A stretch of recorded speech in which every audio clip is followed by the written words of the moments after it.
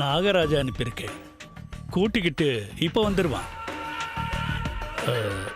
நான் அந்த மெமரி கார்டை கொடுத்து அனுப்புகிறேன், பாருங்க. நீங்கள் கேட்ட எல்லா விஷயங்களையும் அரசாங்கம் மூலமாக நடத்தி தர வேண்டியது என்னுடைய பொறுப்பு. ஓகே, வருஷத்துக்கு 500 கெட்டவங்களை உருவாக்கி கொடுத்தா போதும், அவ்வளோதானே? சரி, எனக்கு நீங்க அந்த 5000 ஏக்கர் பூமியை வாங்கிட்டு தானமா கொடுக்கிற மாதிரி கொடுங்க. Oh, no no no no no, என் மூலமா எந்த பிளானும் எங்கேயும் லீக் ஆகாது. ஓகே, பாய்.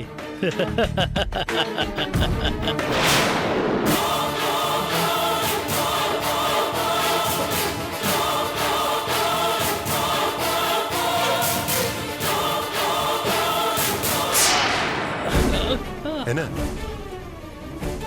சாமி? சாமி, என்னாச்சு?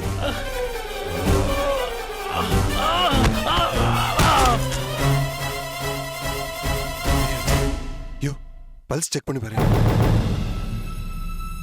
சார், சாமிஜி செத்துறார் சார்.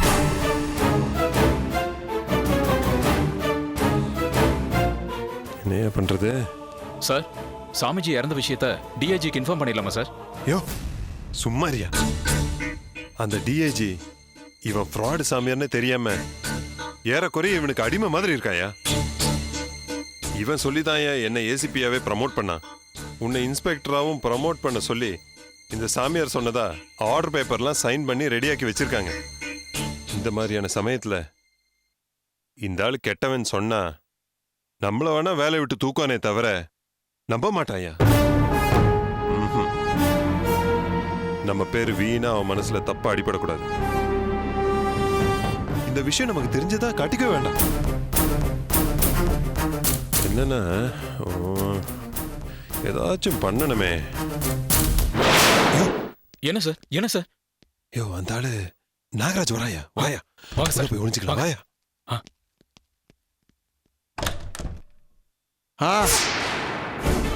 சுவாமி,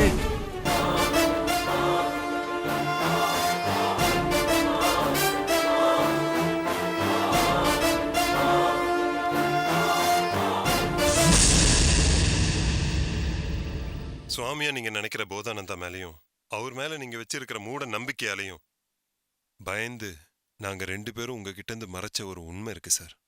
சாமிஜிக்கும் தீவிரவாதிகளுக்கும் தொடர்பு இருக்கிற உண்மையை தெரிஞ்சவங்க நாங்க 2 பேர் மட்டும்தான் சார். அந்த சாமிஜி சொல்லிதான் சார் என்னை இன்ஸ்பெக்டரா ப்ரமோட் பண்ண நீங்க முன் வந்தீங்க. சுவாமிஜி சொல்லிதானே சார் என்னையே நீங்க ஏசிபியா ப்ரமோட் பண்ணீங்க.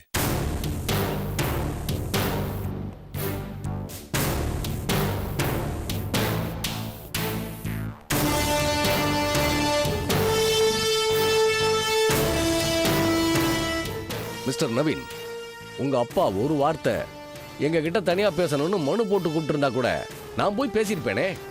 இந்த பிரச்சனைகள்லாம் எப்பவோ சால்வ் ஆயிருக்கும். என்ன சொல்றீங்க மிஸ்டர் பாண்டியன்? சார், எனக்கு சாமி மேலே பக்தி அதிகமாக இருந்தாலும் தொழில் மேலே அதை விட பக்தி அதிகம். என்னுடைய பேட் லக், என்னுடைய ஆஃபீஸர்ஸே என்னை பற்றி புரிஞ்சுக்காதப்ப அவர் மட்டும் என்ன பண்ணுவார்? சார், நாங்கள் நேர்மையான போலீஸ் ஆஃபீஸராக இருந்தாலும் உங்கள் மூட நம்பிக்கையால் ப்ரமோஷனுக்கு ஆசைப்பட்டு நாங்களும் இந்த தவறுக்கு உடந்தையாக இருந்துட்டோம். அதுக்காக நான் ரொம்ப வருத்தப்படுறேன் சார். சார், தப்பா நினைக்காதீங்க. நீங்க எப்படி சாமிஜி மேல அளவுக்கு அதிகமான நம்பிக்கை வச்சிருக்கீங்களோ அதே மாதிரி தான் பல பேர் அவர் மேல இன்னமும் பாசமா இருக்காங்க. எங்க அப்பாவும் அதுல ஒரு ஆள் தான். மக்கள் அந்த சாமிஜி மேல வச்சிருக்கிற இமேஜை ஏன் கெடுக்கணும்னு தான் எங்க அப்பா இந்த விஷயத்தை மனசுக்குள்ளேயே வச்சு போட்டுக்கிட்டாரு.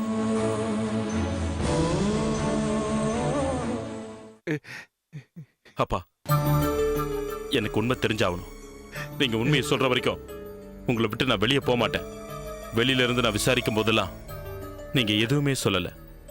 அதனாலதான் நான் ஒரு சின்னதா தப்பு பண்ணிட்டு 15 நாள் தண்டனை கைதியா உள்ள வந்து உங்க முன்னாடி நின்று உண்மையை கேட்டுட்டு இருக்கேன். அப்பா, இப்போ நீங்க சொல்லலனா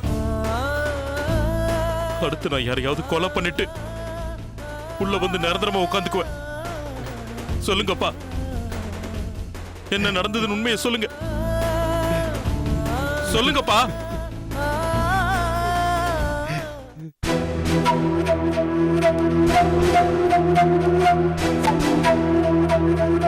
நான் வேணும்னே ஒரு சின்ன தப்பு பண்ணிட்டு ஜெயிலுக்குள்ள போய் எங்க அப்பாவை விசாரிச்சதுக்கு அப்புறம்தான் இந்த விஷயங்கள்லாம் எனக்கு தெரிய வந்தது.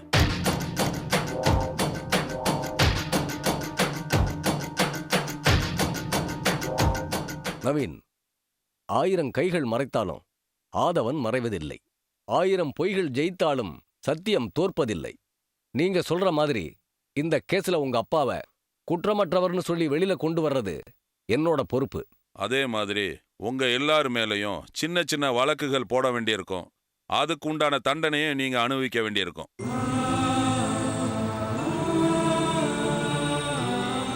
சார், எங்க அப்பாவை வெளியே கொண்டு வரணுங்கிறது என்னோட மோட்டிவா இருந்துச்சு.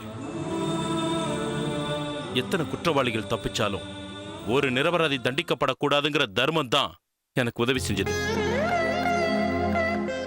எங்க அப்பாவோட நாங்க எல்லாரும் சந்தோஷமா இருக்கணும் சார். அதான் எங்களோட ஆசை. ப்ளீஸ் ப்ளீஸ் சார், ஹெல்ப் பண்ணுங்க.